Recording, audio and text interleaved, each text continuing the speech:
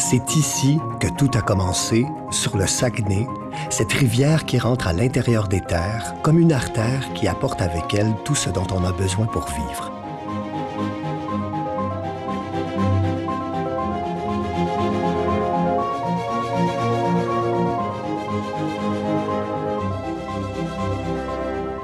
C'est une rivière qui comporte ses dangers. Surtout dans la baie ici, on a des courants qui sont parfois assez puissants parce qu'il y a un grand étillage de marée ici qui crée des courants parfois difficilement prévisibles et très puissants. Et la raison d'être des remorqueurs ici, c'est d'assister les grands navires océaniques qui apportent toutes les marchandises premières nécessaires aux alumineries. C'est des navires qui ont en général entre 225 et 229 mètres. Il faut toujours être alerte et de leur permettre d'accoster d'une façon sécuritaire et surtout en douceur. Si on retourne en arrière, il y a 95 ans que la formidable histoire de l'aluminium a commencé ici, au Saguenay. On peut dire sans doute que la bauxite et l'aluminium coulent dans nos veines.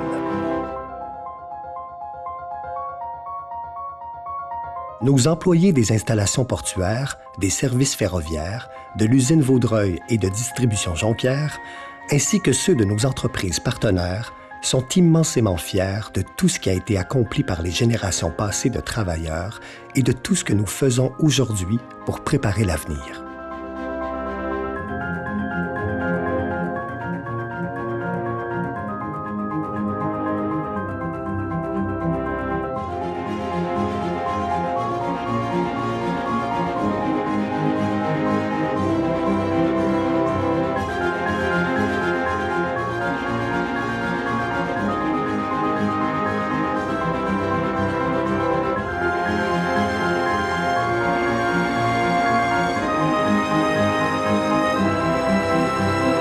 Nous sommes aussi un bateau incendie. Nous avons 2 canons à eau et qui peuvent déverser chacun 1200 tonnes d'eau à l'heure. Aussi, dans nos tâches, quand le brise-glace n'est pas là, c'est nous autres qui devenons le brise-glace ici. Dans les valeurs importantes de Rio Tinto, les baleines noires de l'Atlantique sont en grave danger d'extinction. Et puis, on a demandé à tous les navires qui sont affrétés par Rio Tinto de limiter leur vitesse au maximum à 10 nœuds lorsqu'ils transitent par le détroit de Cabo. Que ce soit jour et nuit, 365 jours par année, en dedans d'1 heure, il faut que le remorqueur, avec son équipage, soit prêt à intervenir.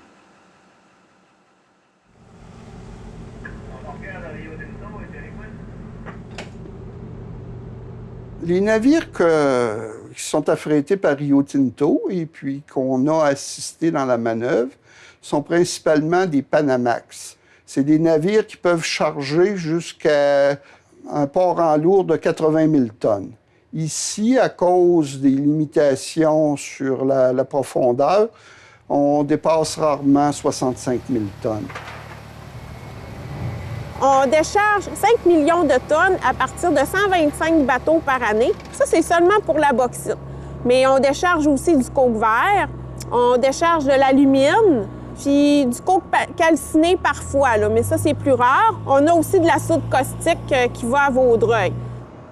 Tout le monde qui arrive au port, ou presque, là, au niveau de l'opération, commence au quai, au déchargement des navires sur appel. Puis après ça, bien, avec le temps, on peut accéder à d'autres postes. Quand tu es débardeur, tu ne travailles pas juste le matin. Tu travailles de nuit, de soir, de jour, tu es sur appel. Parce qu'un débardeur, ce que ça fait, c'est que quand tu commences, tu fais le travail qui est plus physique. Donc, tu vas pelleter dans les cales les coins que les loaders ne sont pas capables d'aller nettoyer. Tu fais déplacer les grues. Tu gères aussi la séquence de déchargement. Donc, tu fais du signalage pour leur dire s'ils ne voient pas bien dans leur caméra où est-ce qu'il reste de la bauxite à décharger vers les fins de cale. Tu fais monter des équipements mobiles comme des loaders ou des pelles mécaniques sur le pont du navire. Tu les rattaches pour les descendre en bas dans les cales, puis tu les sors aussi. Puis, il y a l'amarrage des navires. dans le temps aussi, on pouvait aller sur les remorqueurs faire le matelot là, pour dépanner. Quand j'ai été engagée, on était 2 femmes. Moi, j'étais toute seule au quai, puis c'était Sylvie, dans ce temps-là, qui était au rechargement. Bien, c'est sûr que tu es dans un milieu d'hommes pour commencer. On sait tout ce que ça entraîne. Hein? Il était moins habitué à avoir la présence de femmes, mais c'est aussi l'effort physique parce que tu pèles beaucoup, là. Tu fais du pic. Là, ils viennent d'engager une jeune débardeuse, là, Justine, là, et ça fait pas longtemps. Quand on débardait des navires, pendant que la grue déchargeait dans le fond de la cale, c'était très courant d'être dans le fond de la cale aussi, puis de pelleter à côté de la grue qui décharge. Aujourd'hui, tu vois plus des affaires de même. On voit des photos à l'entrée du port, d'ailleurs, tout se faisait à bras, là. Il n'y avait aucune machinerie dans les navires. Dans les entrepôts de bauxite, il y a des convoyeurs aériens. Maintenant, c'est tout automatisé. Moi, j'ai pas connu ça, là, que c'était pas automatisé, mais on a fait vraiment du chemin depuis ce temps-là. Présentement, il y a le projet MQDA qui retape le quai Powell. C'est des investissements de 105 millions de dollars, puis je vous dirais que depuis 2 ans, ça bouge beaucoup, beaucoup au port. Les bateaux sont de plus en plus longs, donc on manque un peu d'espace, c'est moins sécuritaire, c'est plus difficile pour les employés aussi de travailler avec cette réalité-là. Donc là, ils vont mettre 2 grues de déchargement au quai Powell, puis ça va servir à décharger les bateaux d'alumine. Donc là, on va avoir plus de place pour les bateaux de bauxite puis de coke vert.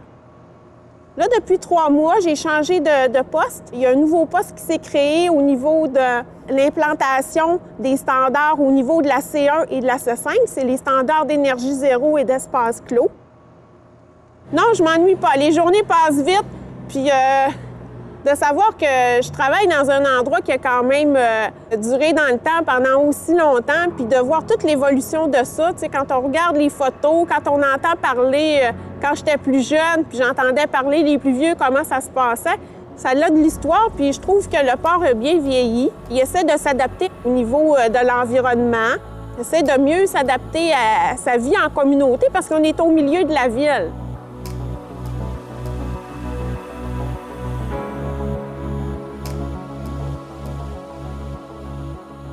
Mon implication a commencé pas mal avant mon mandat de conseiller en 2017. Déjà, j'étais en campagne électorale, puis j'avais une planification déjà de monter, puis je me dis, si je suis élu un jour, c'est sûr qu'il faut obligatoirement que je fasse partie d'un comité bon voisinage de Rio Tinto, justement, que la communication se rende le plus rapidement à mes citoyens. Le comité va aussi à répondre aux gens qui doivent vivre avec certaines contraintes de Rio Tinto dans les opérations. Tu sais, je peux parler de quelqu'un qui partage une cour arrière avec une voie ferrée, disons, OK? On sait que c'est pas toujours plaisant de voir un train passer.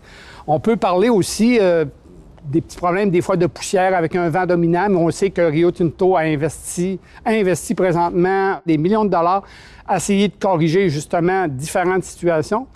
Mais le comité sert justement à avoir un contact avec la direction pour essayer de trouver des corrections qui vont amoindrir ces contraintes-là vis-à-vis de la population.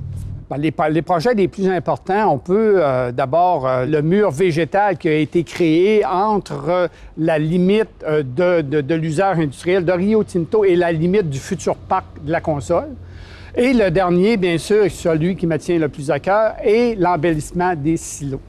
C'est un projet qui me rend tellement heureux par sa teneur d'abord, puis par la vitesse où ce qui va être exécuté. C'est quand même des projets qui sont dispendieux. C'est des projets qui demandent une expertise quand même unique pratiquement au monde. Mais avec notre comité Bon Voisinage, on a réussi à créer par la participation, la communication, à se créer un beau groupe de travail. Au début 2022, il y aura à choisir l'œuvre finale qui sera représentée sur les silos. Donc, c'est important, puis une méchante responsabilité parce que tous les citoyens devront être contents de cette œuvre-là. Rio Tinto est un citoyen corporatif exemplaire. Nos demandes se rendent rapidement, puis les réponses aussi. Le dernier qu'on a vu, c'est le déplacement des nichoirs des hirondelles qui étaient nichés dans des entrepôts qui ont démoli, qui ont réaménagé sur les rives de la baie. Au Quai Powell, on devait démolir l'entrepôt existant pour faire de la place pour installer nos nouveaux équipements. On a identifié qu'il y avait une colonie d'hirondelles à front blanc et que c'était un oiseau à quand même un statut protégé. L'hirondelle à front blanc est une espèce qui est très sensible au niveau de ses populations, qui est en déclin. Et c'est tout à fait venu, effectivement, d'essayer de maintenir ou d'aider ces populations-là. Dans le fond, il y a eu une initiative qui a été de récupérer les anciennes portes des hangars qui étaient anciennement utilisés pour entreposer le papier sur le quai Powell, puis de reprendre ces vieilles portes-là puis de les installer là, sur un endroit qui était en dehors du site là, où il allait avoir de la construction.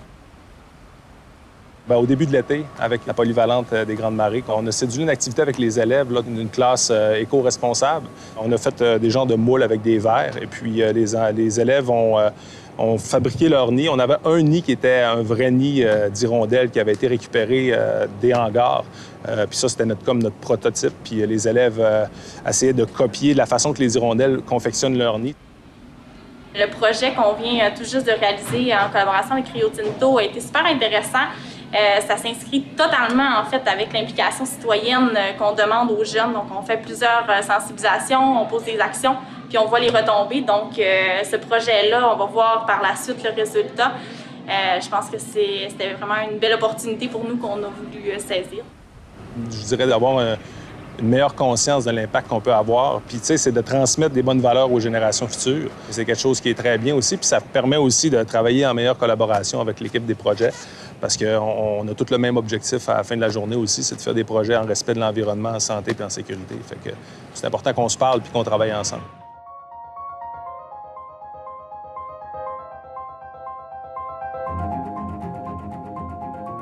On quitte le port à vol d'oiseau en suivant le parcours de la bauxite. C'est le tour des services ferroviaires de transporter le précieux minerai sur le chemin de fer de Roberval-Saguenay. Des artères qui ont permis à la bauxite de mieux alimenter l'organisme vivant qu'est l'usine Vaudreuil.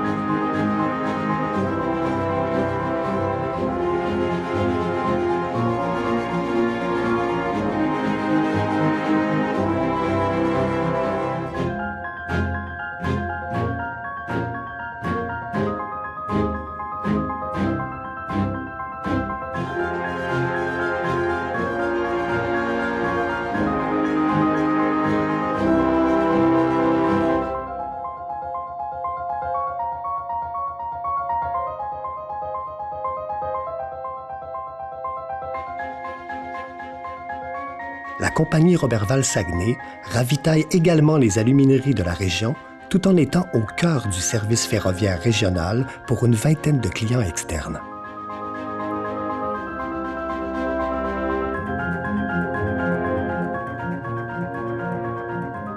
Dans le fond, ça a commencé avec mon arrière-grand-père depuis 1923 qui avait rentré au Roberval-Saguenay. Sur l'entretien de la voie, plus dans le secteur anciennement de la Terrière. Ensuite de ça, mon grand-père, il était contremaître à l'entretien de la voie, plus envers Saint-Louis, la gare de Saint-Louis. Bien, mon père, lui, il a fait 35 ans de service. Puis il est rentré commissaire frein. Dans ce temps-là, il était quatre personnes pour diriger le train. Fait que tu commençais à serre frein. Ensuite, tu montais chef de train, conducteur locomotive. Puis vers le milieu de sa carrière, il est allé dans les bureaux comme superviseur, adjoint surintendant. Là, c'est moi qui porte le flambeau. Conduire une locomotive, bien, ça implique d'être vigilant, d'être toujours être attentif à tout ce qui peut se passer aux alentours. L'opération Gare au train, bien là, pour passer des messages à proximité des pistes cyclables, à proximité des passeurs à niveau. C'est pour sensibiliser les gens à une bonne conduite sécuritaire. Quand je suis rentré pour le Robert Saguenay, j'étais chef de train. J'ai fait ça environ 7 ou 8 ans. Chef de train, c'est lui qui dirige le mouvement. Dans ses fonctions, bien, il faut qu'il aiguille des wagons à différents endroits, là. Ce qui est plaisant dans mon métier, c'est que c'est quand même des grosses machines à conduire. Puis moi, je me considère assez chanceux de pouvoir conduire des engins comme ça là, pour gagner ma vie.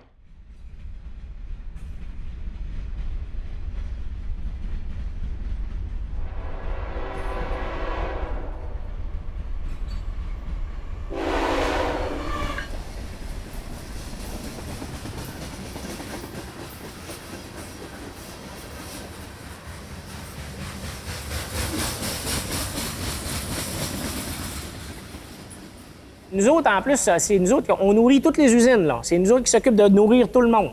On prend tout en bas où il y a de l'eau, puis on monte tout ça en haut. Notre travail consiste des fois à faire des services sur des locomotives, ce qui veut dire changer des freins, aller à faire toutes les inspections de freins, l'air. Ensuite, à l'intérieur, on a divers tâches. Ça peut aller de poser un moteur à aller jusqu'à réparer, mettons, quand on lève une loco, changer des roues, changer des moteurs de traction en dessous. Ça, c'est des journées, en gros, là, que les mécaniciens, on aime bien. Puis dans l'atelier, il y a beaucoup de choses qui ont changé, même depuis que je suis ici depuis 2007. Juste, mettons, le travail en hauteur. On a une tour qu'il faut rentrer quand il faut aller travailler en haut, il faut être attaché. Tout ce côté-là, le côté cadenassage. Puis encore, c'est pas encore fini parce qu'on est tout le temps en train de remonter d'autres échelles. En décollant le matin, il faut que tu te mènes sécurité. Tu as des papiers à remplir, tu as des fonctions à faire. C'est très important. L'initiative du Noël, c'est une belle initiative. C'est un projet de groupe. On l'a fait 2 ou 3 ans. La dernière année, on était rodés. Puis moi, mon rôle consiste à décorer la locomotive. Dans l'atelier, c'est ce qu'on fait. Ça dure 3 semaines de temps. Puis là, on est à Noël pendant 3 semaines de temps. C'est sûr que la personne qui s'en occupait le plus, il a pris sa retraite. Sylvain Fontaine, puis lui, il avait beaucoup d'idées là-dedans. Les supports, tous les petits côtés, les joyeux Noël marqués, il avait toutes ces idées. Là. Fait que nous autres, à la gang, là, après ça, là, on fournissait. Là. Pendant la journée que le train passait, avec le wagon décoré, moi, je m'en allais chez Ameublement Tanguay dans le stationnement, donner du café aux gens. Le résultat, la population, là, c'est très, très, très bien vu. Là. Et c'est une grosse fête. C'est une grosse fête.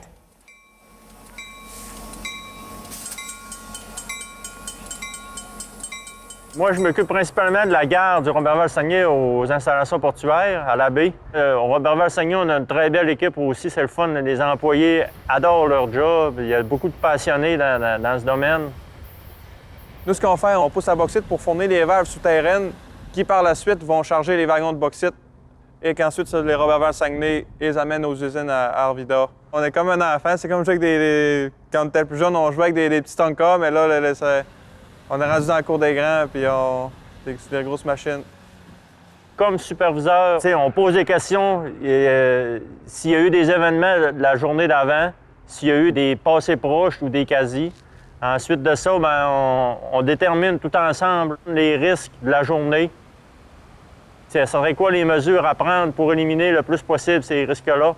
Puis c'est un domaine qui est assez strict. Il y a beaucoup de mesures ferroviaires, beaucoup de règlements.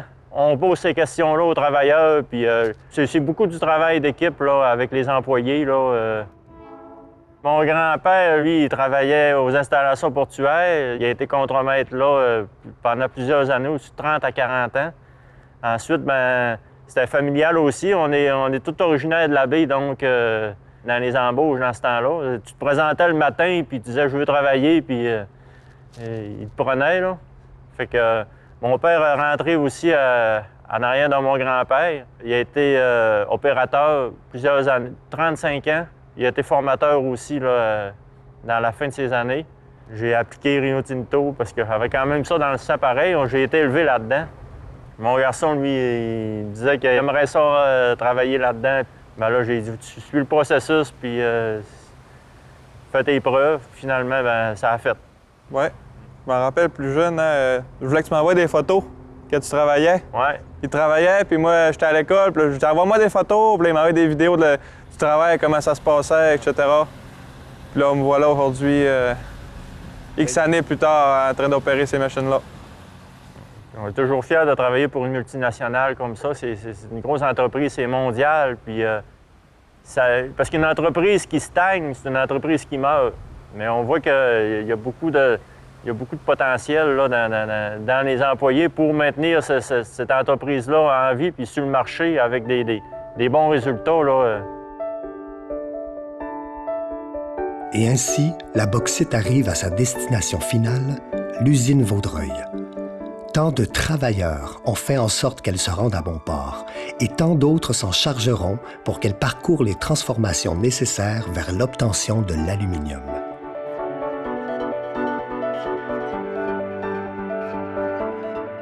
Ces wagons-là montent jusqu'à Vaudreuil à une fréquence de 140 wagons par jour. Donc, 6 jours par semaine. Puis, nous, notre travail, c'est de décharger les wagons. Donc, on les fait rotationner. On les vire à 180 degrés, la tête à l'envers. On ramasse en moyenne 103, 104 tonnes de bauxite. Puis, cette bauxite-là repart après ça avec un système de convoyeur souterrain, puis aller jusqu'à des entrepôts de stockage.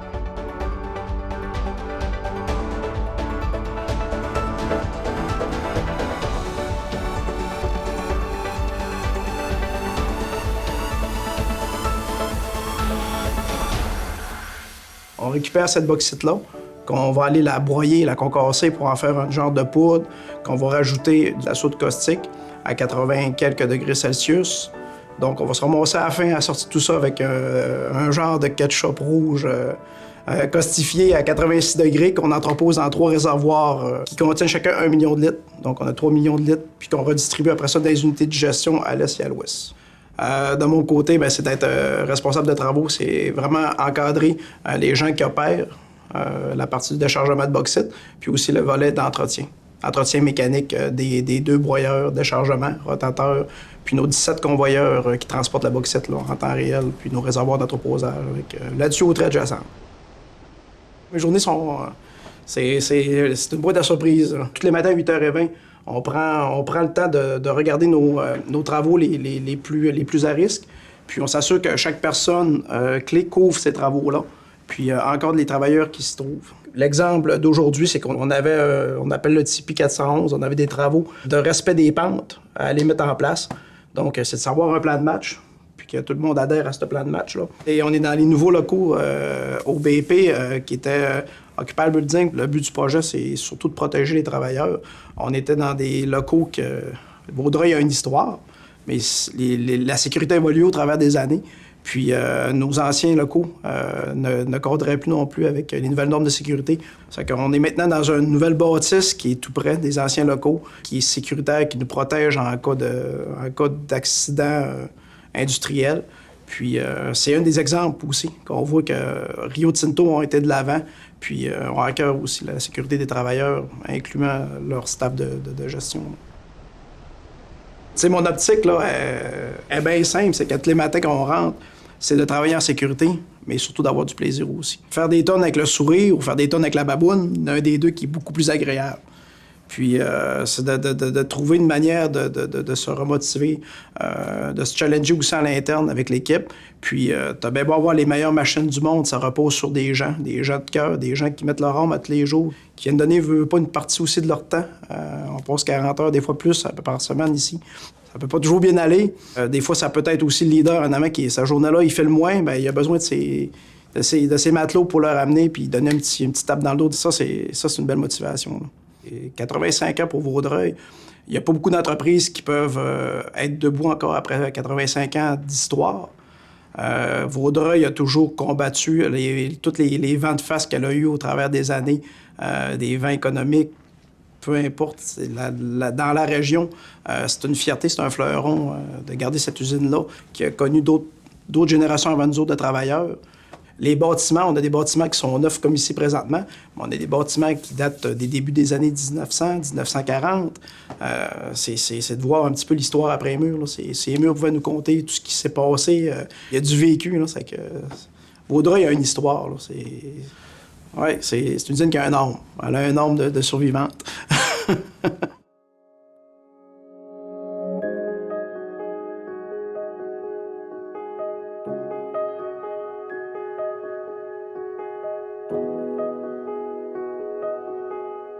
Je suis entrée à l'âge de 30 ans, donc il y a quand même un bout, là, chez Alcan à l'époque. Alors, extraordinaire opportunité d'entrer aux opérations, ce qui me passionnait. Une entreprise ouverte à la diversité. Tout le monde comprend aujourd'hui qu'on doit faire de la place aux talents, hommes et femmes, surtout en période de pénurie de talents comme on est aujourd'hui. Puis Vaudreuil, c'est une histoire de bâtisseurs. Des bâtisseurs qui ont su passionner puis engager une collectivité. Parce que j'en vois des usines, j'en ai vu des usines, j'en vois encore. Ce qui est très particulier, Vaudreuil, c'est parti avec deux désavantages extrêmement importants. La bauxite est loin, ça, c'est compliqué. Et l'usine n'est pas très grosse. Et donc, elle ne profite pas de l'économie d'échelle des très grandes usines qui ont été bâties au cours des 30 dernières années. Mais malgré ça, les gens se serrent les coudes et font des miracles à chaque année. Alors aujourd'hui encore, Vaudreuil bénéficie des meilleurs coûts de transformation de bauxite de l'industrie, a parmi la plus petite empreinte environnementale. L'ensemble des employés, cadres, syndiqués, ce sont des irréductibles, ça lâche pas. Le génie inventif a toujours été là, donnez-leur un défi, ils vont le relever. Le syndicat également a toujours joué un rôle critique. Un syndicat d'affaires capable de se rallier, faire son travail de syndicat, mais garder une vision d'avenir, qu'est-ce qui est bien pour Vaudreuil. Et ça a toujours été, à mon point de vue, notable. Je suis pas sûre qu'on a toujours assez dit. Les partenaires d'affaires qu'on avait là. Je me souviens de conversations que j'avais avec eux qui n'étaient pas différentes de celles que j'avais avec mes équipes de direction. À partager la même information, on arrivait aux mêmes conclusions et on s'entraidait pour que l'usine arrive au bon endroit, là. Mais l'importance, le rayonnement de Vaudreuil débordait, je dirais, du Saguenay.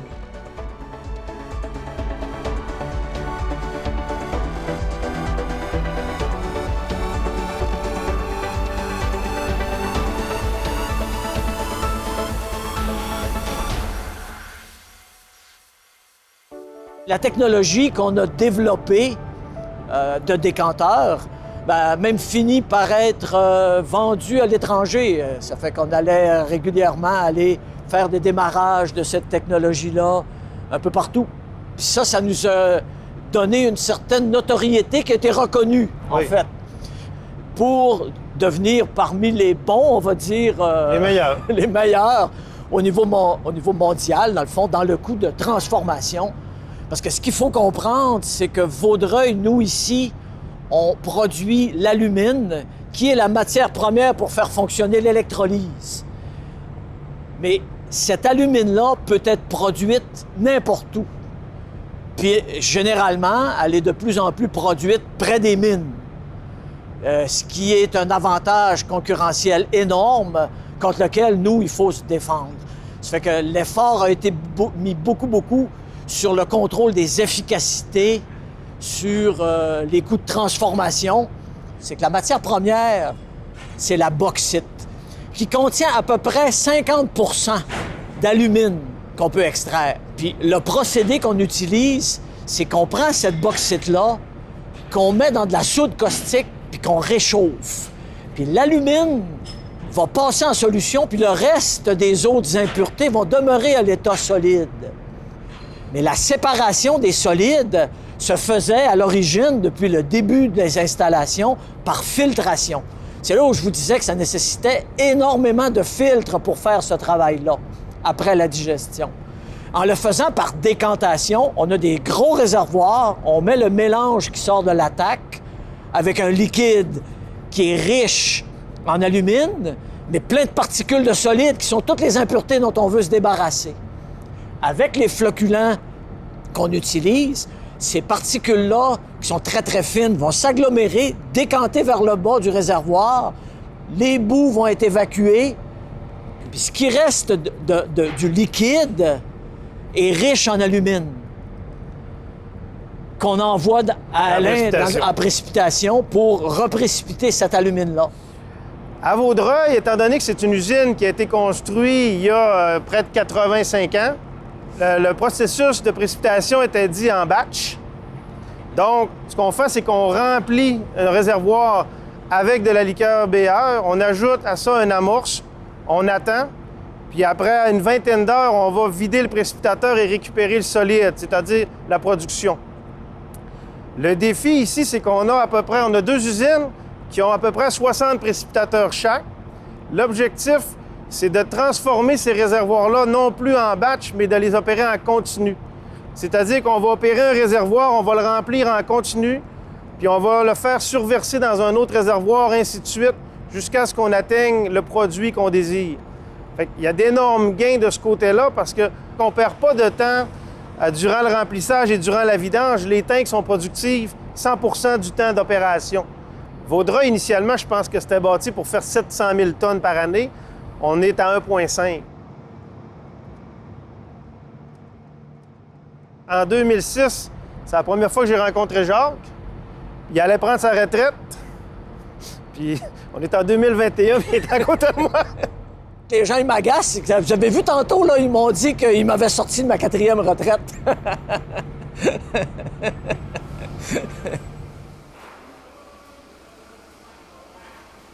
Quand j'ai rentré ici, c'était le 28 avril. Puis le 12 juillet, c'était ma fête. Fait que j'avais 20 ans. Puis j'avais un cours de mécanique, de machiniste. C'était impossible d'aller à la machine shop dans le temps. Fait qu'ils ont dit, tu vas aller mécanicien d'entretien, puis on va te former. Fait que j'ai suivi des cours pendant 10 ans, à tous les soirs, toute la semaine. C'était de 7 à 10 heures. Puis des fois, ça arrivait que je faisais 16 heures. J'avais une de mes tantes qui restait sur la rue Hudson. Fait que j'allais toujours souper chez elle. Puis après ça, après souper, j'allais à mes cours. Les premières années, on n'avait pas d'équipement de sécurité. D'abord, ils ne fournissaient rien. C'était toi, il fallait qu'ils fournissent ton linge. On allait au surplus d'armée. On allait acheter des pantalons, des chemises, des frocs. Alors maintenant, c'est une chose qui a été acquise. Ils fournissent tout, même les gants, les bottes, les lunettes, les bouchons d'oreilles. La question de sécurité, ils l'ont très, très bien. Ce qu'on n'avait pas avant, parce que moi, j'ai vécu ici des choses terribles. Là, quand j'ai vu des choses très dangereuses que aujourd'hui, ça ne passerait pas, tu serais dehors. Descendre dans des précipitateurs avec une balançoire, puis ils nous faisaient descendre dans le fond d'un réservoir. Aujourd'hui, tu ne feras plus ça. Là. Et dans ce temps-là, c'était comme ça. Ils t'accrochaient là-dedans, puis ils te descendaient en bas. Bien souvent, il fallait que tu aies confiance au conducteur du tambour en haut. « Hey, arrête, je suis le bord d'aller dans le liqueur. Là. Arrête, c'est assez. » Quand moi, je travaillais, il n'y a pas si longtemps, je travaillais sur les pompes, je réparais les pompes.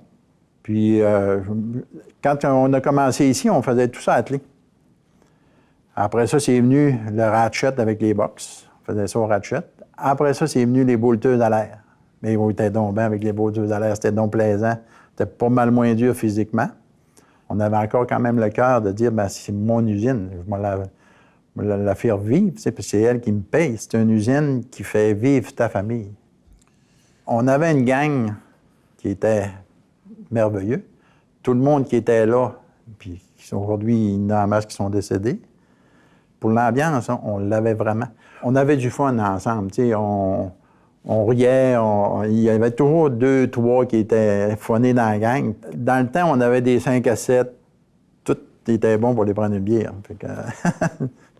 J'espère d'aller couper ça au montage.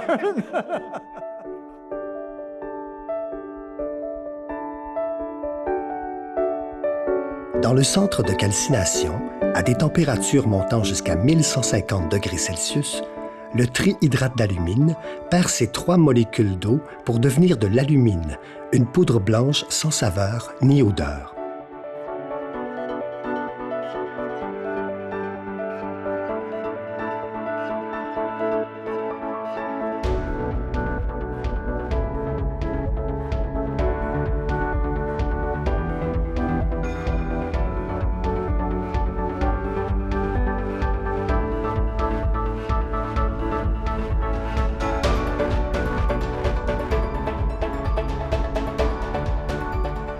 Quand je suis arrivée ici il y a 11 ans, Il y avait quand même des femmes, j'étais pas la première, beaucoup dans les bureaux. L'ingénieur était une femme à ce moment-là aussi, l'ingénieur chimique qui était présente à ce moment-là. Fait que l'accueil s'est bien passé. Puis maintenant, avec le temps, on a vu aussi des femmes opérateurs qui sont venues à l'usine. On a embauché des étudiantes aussi au chargement là, de wagons, comme on peut voir ici en arrière. Donc, tranquillement, pas vite, là, les filles dans les usines, là, c'est plus commun que c'était à ce moment-là. Grosso modo, qu'est-ce que je fais quand j'arrive le matin? C'est que je vais faire le suivi de l'usine, vérifier les paramètres, vérifier le taux de production, m'assurer que tout est correct. Je vais faire aussi de l'amélioration d'usine, donc des équipements qu'on voudrait améliorer, rendre plus performants, préparer des plans d'essai, des plans de test, planification des clients aussi, parler avec les clients, parler avec les ventes, qu'est-ce qu'on a de besoin, qu'est-ce qui va bien, qu'est-ce qu'on peut améliorer. L'UPCH, on va fabriquer 2 produits distincts. Le premier qu'on va appeler l'hydrate d'alumine H10 séché. Donc, on va partir de la matière première, l'hydrate d'alumine. On va enlever le caustique qui arrive avec. On va laver l'hydrate, la sécher, l'entreposer. Ce produit-là va servir là, pour les clients qui vont fabriquer des produits de traitement d'eau, particulièrement là, la lin. L'autre produit, c'est l'hydrate super blanc qu'on appelle, donc un produit d'hydrate de très haute pureté. Et les clients vont fabriquer du marbre synthétique avec ça. Un des paramètres là, que le client veut, c'est vraiment de ne pas avoir de petites particules au travers de son hydrate. Donc, on est très, très, très sensible à toutes les contaminations. On trouve toujours des solutions là, pour sécuriser le procédé, pour assurer la qualité à nos clients. Salut, Yoann. T'avais peur de la caméra?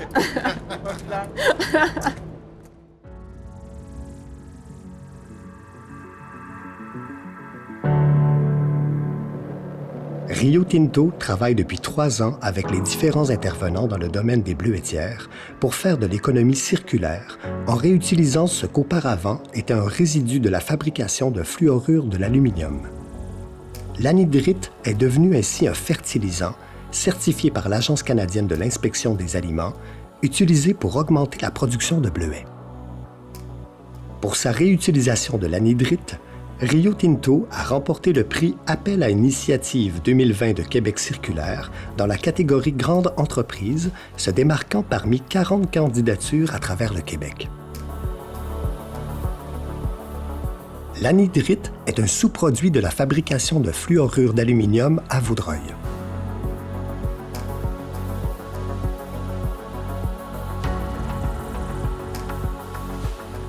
À chaque fois qu'on fait une tonne de fluorure dans ces immenses gazogènes, on fait également 2,5 tonnes d'anhydrite.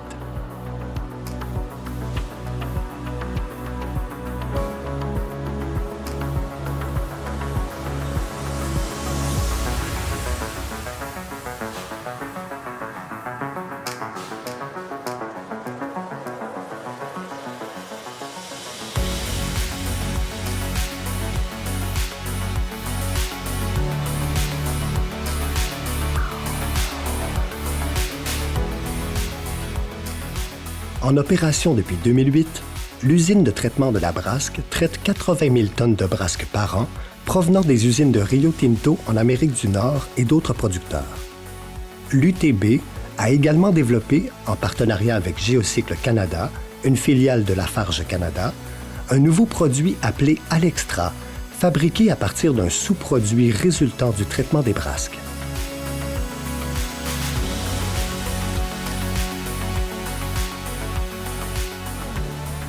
L'unique usine de traitement de la brasque en Amérique du Nord, elle est une clé stratégique dans la production d'aluminium responsable et de l'économie circulaire.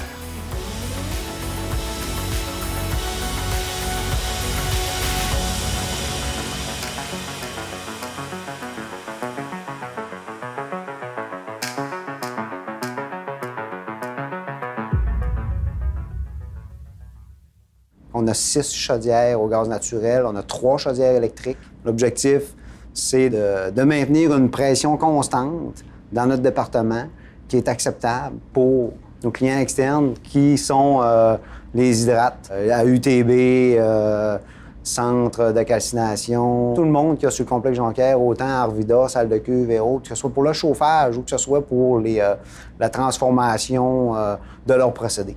L'énergie électrique est une chose, la vapeur est une autre. Si ça n'existe pas, il n'y a aucun département, ou plusieurs départements, je dirais peut-être à 90 des départements qui seront non fonctionnels.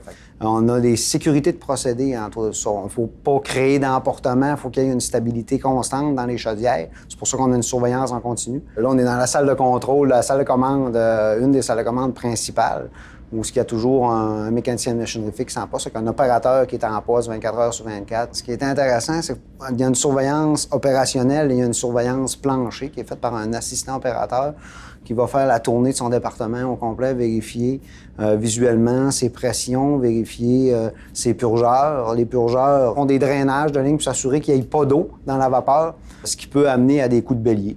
Puis des fois, ça peut être assez à risque et épeurant, là, parce qu'on a des coups de bélier, la tuyauterie bouge beaucoup. Fait qu'un coup que c'est réparé et stabilisé, ben après ça, c'est anecdote qui se raconte.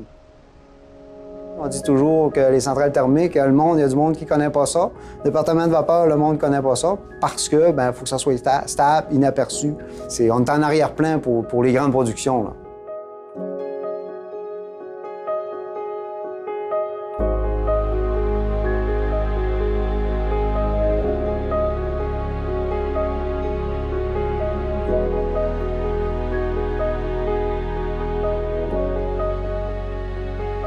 Principalement, un monteur de ligne, ça prend...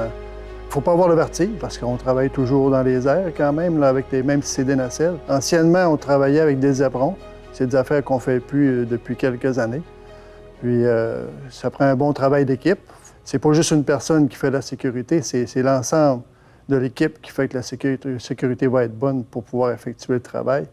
Ça prend une bonne connaissance du réseau électrique pour aller effectuer certaines tâches. Bonne dextérité pour pouvoir changer certains équipements, certaines pièces qui sont défectueuses sans affecter d'autres pièces qui pourraient être endommagées lorsqu'on change ces équipements-là.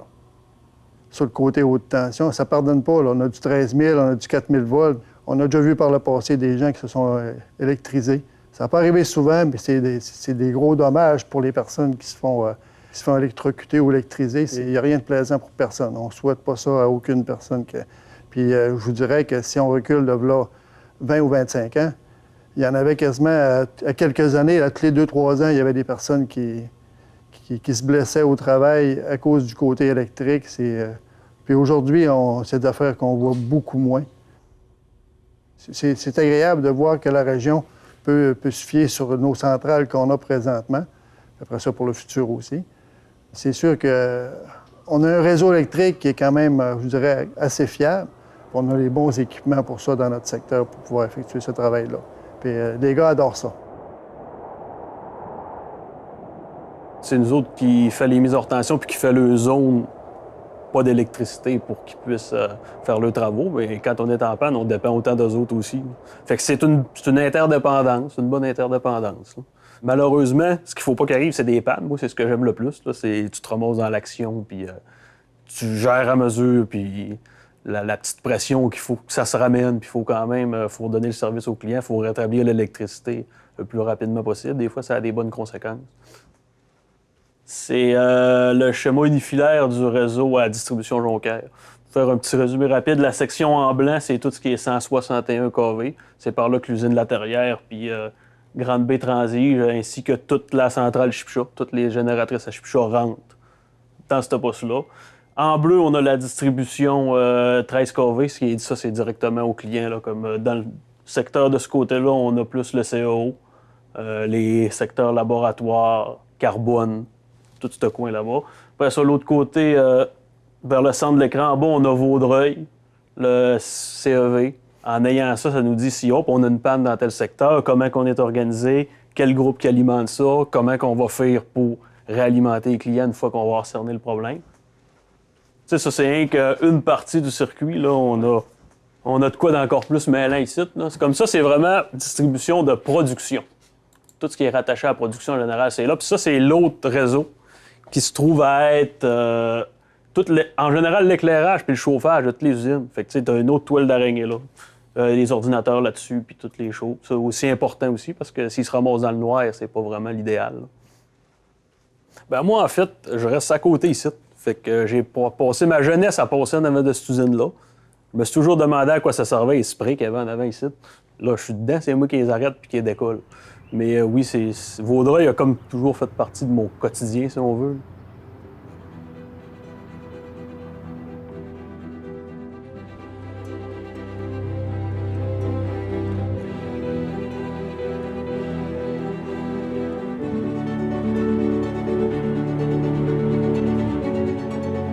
Au centre analytique, l'équipe développe des méthodes d'analyse nécessaires aux procédés de fabrication de l'aluminium pour accompagner les usines de Vaudreuil dans la livraison de produits de la plus haute qualité à nos clients.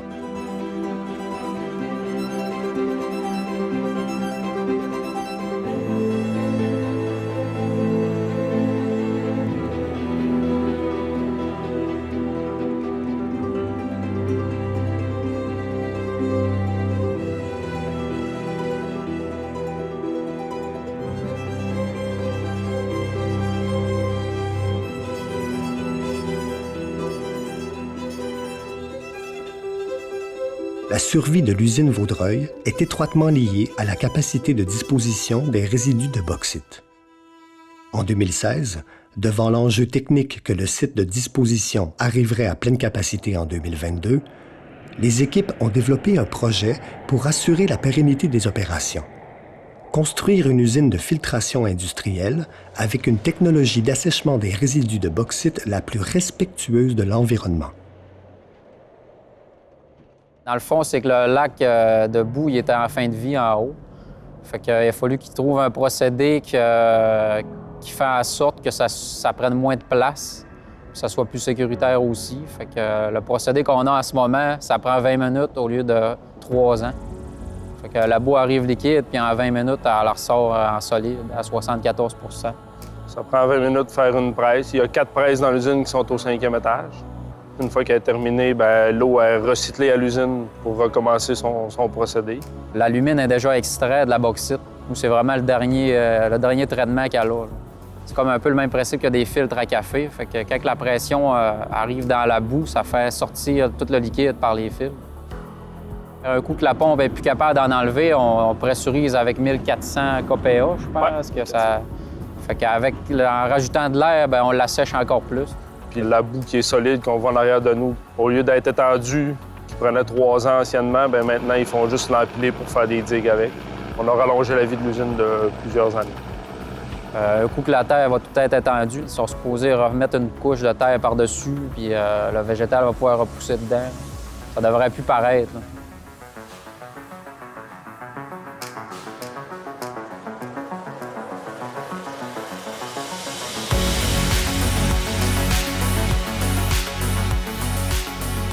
L'usine, on a commencé le démarrage en 2018. De 2019, on était en start-up.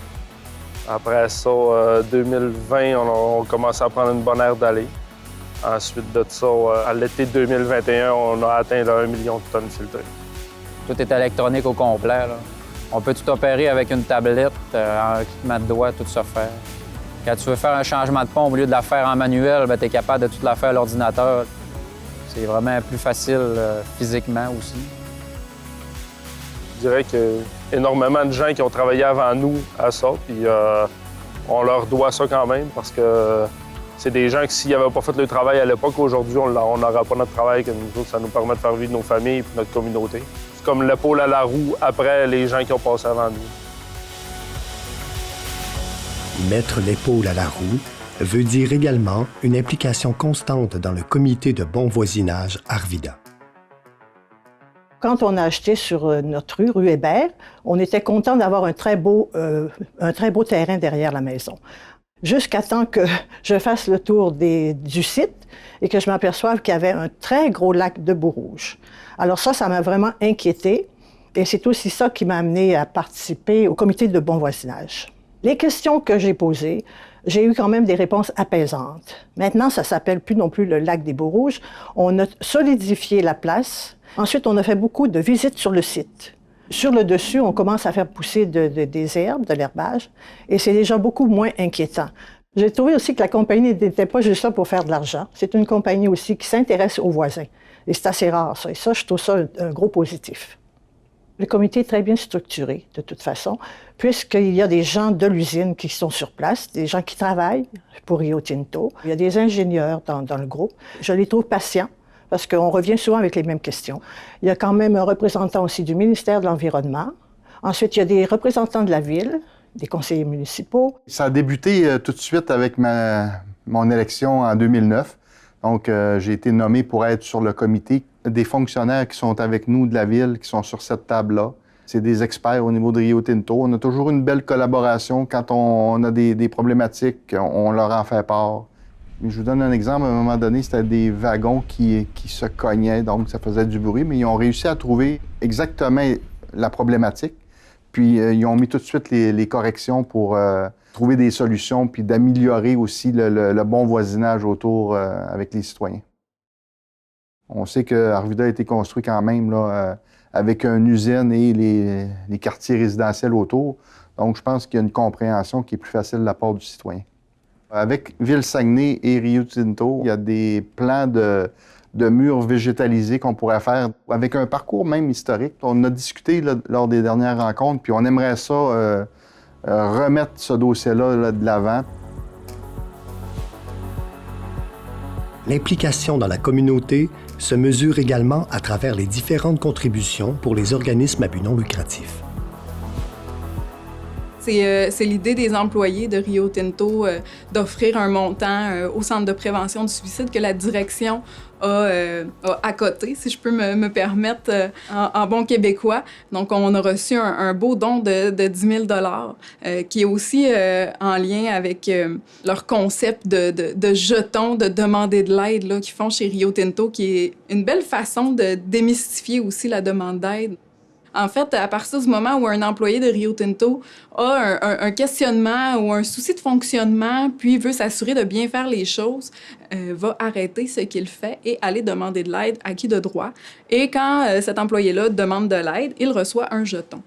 C'est avec ces jetons-là qu'il décide, là, en fait, à quelle organisation ils vont donner là, à un certain moment. On a une belle collaboration avec Rio Tinto depuis plusieurs années. On a formé des gens, entre autres sentinelles en prévention du suicide, qui peuvent être maintenant en mesure de repérer les personnes vulnérables au suicide. On travaille beaucoup ensemble aussi pour des différents ateliers. On les invite régulièrement aussi à nos activités durant la semaine de prévention du suicide. Puis on est chanceux d'avoir ce lien-là avec eux parce qu'on sait que Rio Tinto, c'est quand même une grosse boîte pour la région du Saguenay-Lac-Saint-Jean. Donc ça nous permet de parler de prévention du suicide à vraiment beaucoup de gens.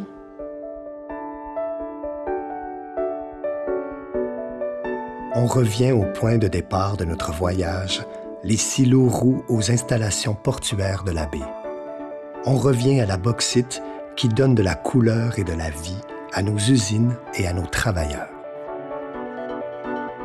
Ancrés dans le passage du temps, tel un cordage luxuriant, tous unis et solidement tissés.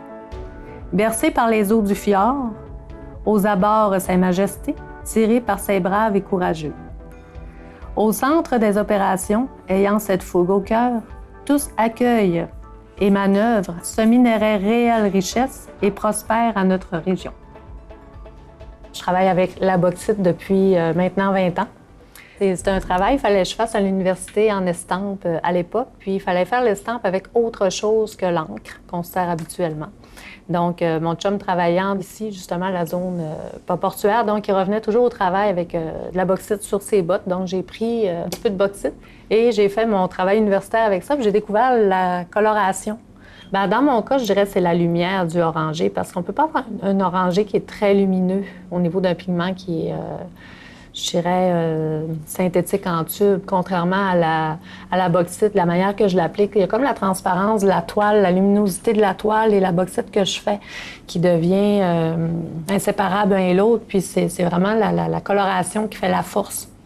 Pour la fresque ici, en fait, on m'a demandé d'illustrer ce que pourrait représenter le côté historique du port. Il voulait représenter vraiment le labeur du travailleur, mélangé avec les installations du port, des éléments importants qu'il y a au port, dont la tour et la benne de bauxite, où est-ce qu'ils font le chargement ou le déchargement de la poudre. J'ai toujours été grandée aussi avec les travailleurs. Mon père était dans la construction, puis j'ai peint beaucoup de séries de tableaux sur les soudeurs-monteurs, puis d'autres métiers aussi en travail, puis d'ici aussi. Puis moi, juste de voir les installations ici, là, j'ai plein de toiles dans ma tête. Là. J'ai hâte là, de rentrer en studio puis de peindre aussi. Là. C'est ça. C'est un milieu qui m'allume, puis je sens les travailleurs allumés. Si on regarde juste les photos ici présentement sur l'historique, ça éveille plein d'idées, ça éveille, puis ça nous met aussi en contexte. Ça nous met... de voir les gens qui travaillaient à l'époque, si je prends juste le monsieur qui peint sur le bateau, sur sa passerelle de bois attachée sur une corde, ça nous met dans un contexte d'idées pour un artiste. C'est le corridor ici où est-ce que tous les gens, je crois, il y a beaucoup de circulation. Ils ont pu voir du début jusqu'à aujourd'hui. Puis ça, ils ont beaucoup aimé ça. Puis il y en a même qui faisaient le détour, qui n'auraient pas eu besoin de passer ici. Puis là, ils viennent dire, ils viennent jaser un petit peu. Ça les connecte à l'œuvre aussi. Puis ils sont bien contents du corridor ici. Ils trouvent que ça apporte une vie. Puis ils prennent le temps, ils regardent les photos, ils regardent les dates, ils regardent les petits écriteaux, tout ça. Puis souvent, j'entends des petites anecdotes entre eux autres aussi, ça fait le fun. Hein? Toutes les générations qui ont passé ici puis qui ont travaillé avant eux, d'une certaine manière, entre guillemets, ça les gronde à ce qu'ils font. Puis dans la chance qu'ils ont de poursuivre l'œuvre de toutes les générations d'avant. Hein?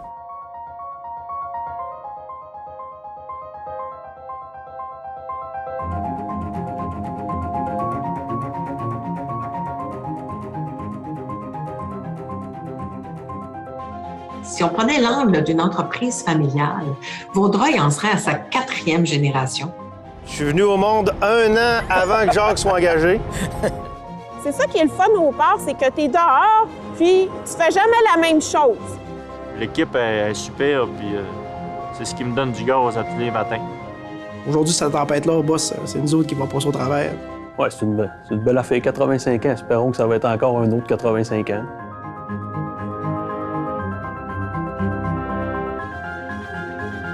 Pour nous, chez Rio Tinto, le succès, ça veut dire avoir des employés en santé, en sécurité, mobilisés et engagés, avoir de solides relations avec nos partenaires et nos clients, autant à l'interne qu'à l'externe, tout ça dans le but de viser la qualité puis avoir leur confiance, de continuer à investir pour moderniser et optimiser notre performance, de réduire constamment notre empreinte environnementale et de miser sur la valorisation, d'être à l'écoute de nos communautés d'accueil et de créer de la valeur pour elles.